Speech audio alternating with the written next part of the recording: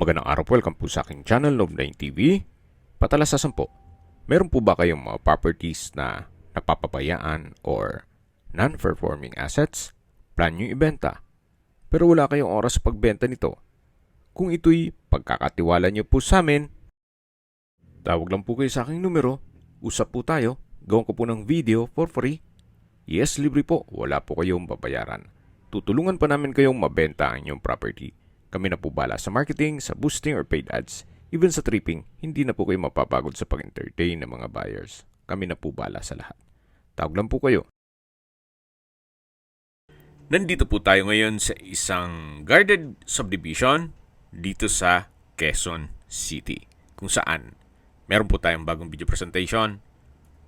Isang 2-story house na may lot area na 430 square meters.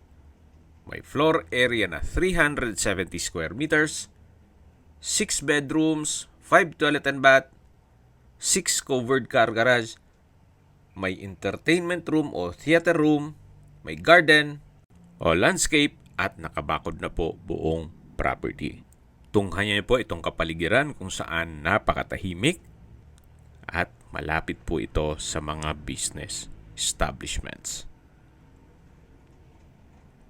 Marami na rin po mga kabahayan dito. Yan po ang inyong mga magiging kapitbahay. Well secured at meron pong 24 hours security.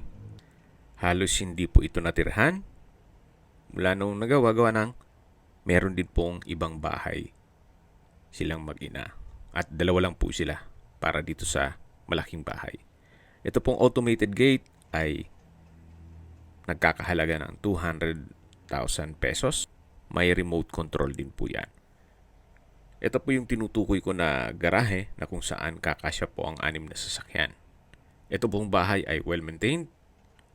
Kaya once na ma-acquire niyo ito po'y ready for occupancy. Tungkol naman sa dokumento, ito po'y titulado, buhay po ang may-ari. Kaya wala po kayong maging problema sa documentation o sa transfer ng title. Tunghayan niyo po itong pasad kung saan ito po yung modern design at nothing to fix. Wala po kayong ipapagawa dito. Mamaya po sa dulong parte nitong video, pag-usapan po natin ang distance, location at travel time, pati presyo nito. Dito po sa side na to ay meron pong polycarbonate roofing na kung saan may shade po ng sunlight. Kaya hindi po siya madilim kahit covered. Then, ito naman po yung main door. Mamaya po papasok tayo dyan. Ito pong poste ay mayroon pong natural stone design. Yan po yung pedestrian gate na mayroon din pong natural stone design. Ang fence. Dito naman po ay may concrete pathways na kung saan papunta yan hanggang dun sa setback. Ito pong harapan ay may setback na mga 3 meters, more or less. Then naka-landscape na rin po ito. At ito po yung 2 meter setback na papunta naman yan dun sa service area. At paikot ng buong bahay. Napaganda po ng kombinasyon ng kulay. Hindi masakit sa mata. Napakaliwalas. Lahat pong glass windows ay white powder coated aluminum. Quality po ang pagkakonstruct. Hindi po tinipid. Ito po ay owner's build. Nandito na po tayo sa main door. Ito ay naka-customize solid wood doors with glass panels. At samahan niyo po ako. Pasok po tayo. Welcome po dito sa bahay ni Sir. May mga kakamitan lang. Pero lahat pong nakikita niyong furnishings, hindi po kasama. Bare lang po ito na house and lot. Pero syempre yung mga naka-built-in gaya ng aircon ay kasama po. Ito po yung living area. Naka-double high ceiling. Meron pong skylight window or glass walls. Ang iba naman ay tinatawag na clerestory windows. Well, correct me if I'm wrong. Then dito naman po ay may enclosure na kung saan naka wooden frame, then sliding glass window and wall. Papunta naman dito sa may dining area. Meron pong split type aircon. Ito pong dining set ay hindi kasama. Naka ceiling cove design with the ceiling panels. Then modern light fixtures. Sa dulo po ay may customized glass window with security grill and blinds. At dito naman po ang formal kitchen. Sa ilalim po nitong wall-mounted cabinet ay may LED lights. Then may kitchen countertop, may island, built-in gas range, and range hood. At dito naman po ay meron ding kitchen countertop, kitchen drawer, then may pwesto ng refrigerator. At dito naman po yung tinutukoy ko na built-in gas range at electric stove na may range hood. Naka-ceiling cove design na rin po dito. Then may wall-mounted kitchen cabinet, storage ng kitchen utensils, double stainless sink with faucet. At dito naman po ay merong isang kwarto na pwede pong gawing maid's room. Pero sa ngayon, ginawa po itong stock room. At nakasarado po, gawa ng may mga importanteng gamit si owner. Ito po yung solid wood door na may aluminum screen door na papunta naman dito sa service area. Ito na po yung likod na parte ng bahay. May 1 meter setback.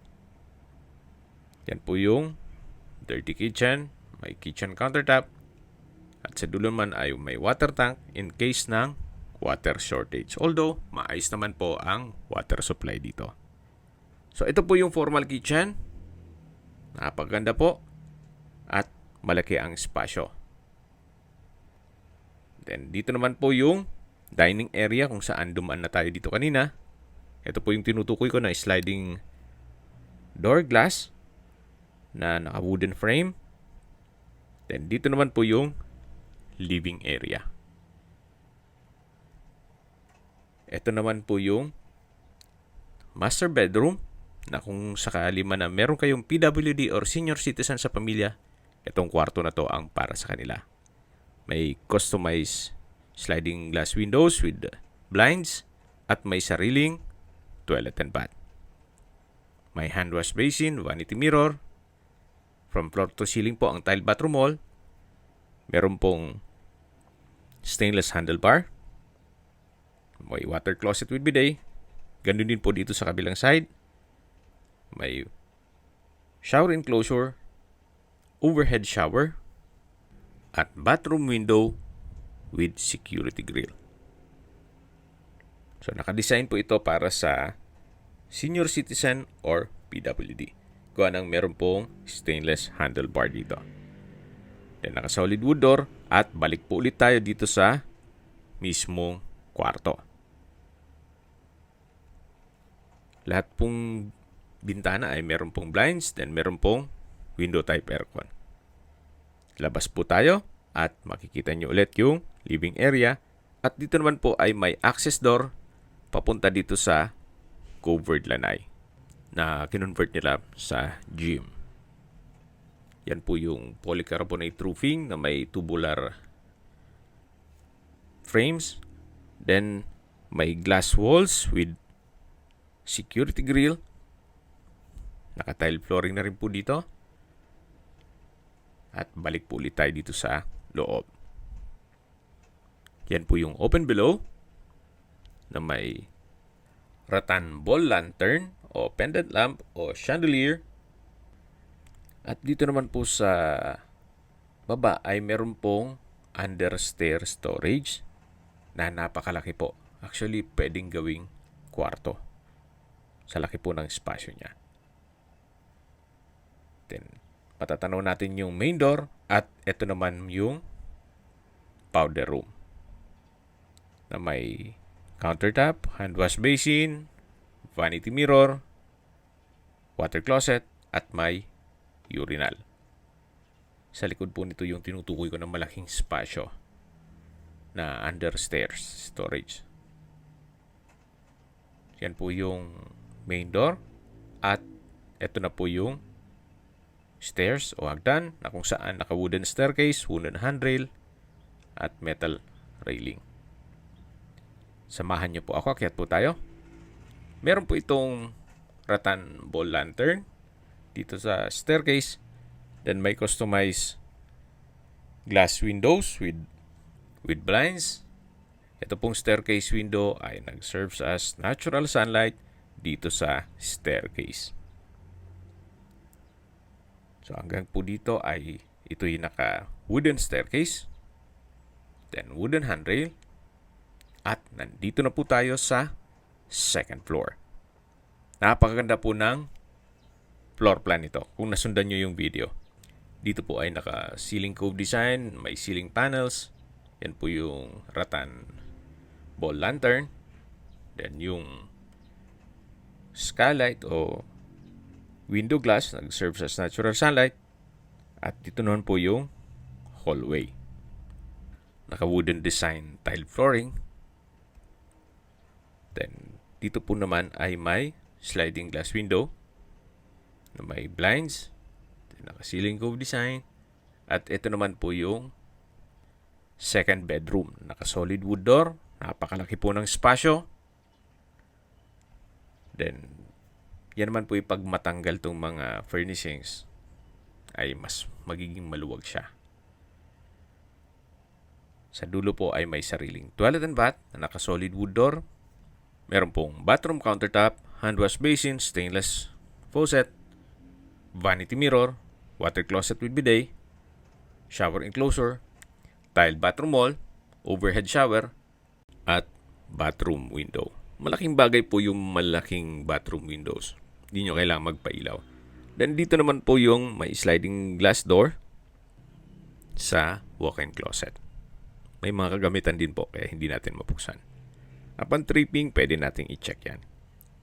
Yan po, tunghayin nyo po itong second bedroom o pangalawang kwarto dito sa buong bahay. Yan po yung hallway. Napakalaki ng spasyo. Then may mga pin lights. At dito po tayo kanina dumaan o pumanik. Yan po yung hagdan. Napakaaliwalas po nitong bahay. Malaking bagay po itong glass walls and windows. Ito naman po yung third bedroom o pangalawang kwarto na kung saan malaki din ang spasyo. May window type aircon, customized window glass with security grill. Then wooden design ng tile flooring, ceiling cove design, may pin lamps, at may sariling toilet and bath. Naka-solid wood door. From floor to ceiling po itong walk-in closet o wardrobe. At dito naman po yung toilet and bath na may malaking vanity mirror, hand wash basin, bathroom countertop, water closet with bidet, shower enclosure, overhead shower.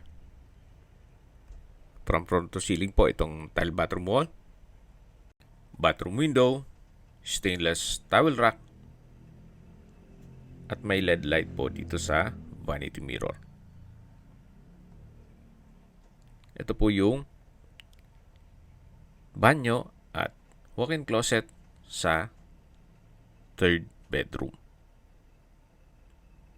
Malaki din po ang espasyo nito. Labas na po tayo. At paglabas po natin, yan po yung hallway. Yan yung hagdan. Ito po yung open below. At ito naman yung papunta sa theater room o entertainment room. Pero bago tayo pumasok dyan, dito po muna tayo sa fourth bedroom. Napakalaki din po ng espasyo. May customized glass window with blinds and security grill, wooden design tile flooring, may pin lamps, May window type aircon. At meron pong sariling toilet and bath. Dito po yung walk-in closet na from floor to ceiling po yan. At naka soft close hinges. At dito naman po yung banyo na kung saan may bathroom countertop, vanity mirror, hand wash basin, water closet with bidet, bathroom window, shower enclosure, at meron pong shower. From floor to ceiling din po ang tile bathroom wall. Gaya po na nasabi ko sa inyo kanina, napaganda ng floor plan ito. Hindi magulo, walang maraming mga partitions o mga pasikot-sikot. Straight lang siya. Then walang nasayang na espasyo. Ito naman po yung theater room o entertainment room o pwede ring music room or cinema room. Meron pong cinema folding chair, lazy boy, may window type aircon, napaganda po ng disenyo nitong ceiling, then soundproof na rin po yan. Kahit malakas ang sounds dito, hindi dinig sa labas. Tungkol po naman po dito sa setup nitong cinema room, theater room, or whatever na tawag nyo dito, pati sound system, kung maibigan ninyo, pwede naman tayo makipag-negotiate kay owner. Okay, labas na po tayo. Bago tayo bumaba, tunghayin nyo po ulit itong open below na may rattan wall lantern. Yan po yung living area. Then yung covered lanai. Ito po yung hallway na pwedeng gawing family area. Lagyan ng pahabang couch. So, depende po yan sa magiging use nyo once na ma-acquire nyo ito. At ito po yung hagdan.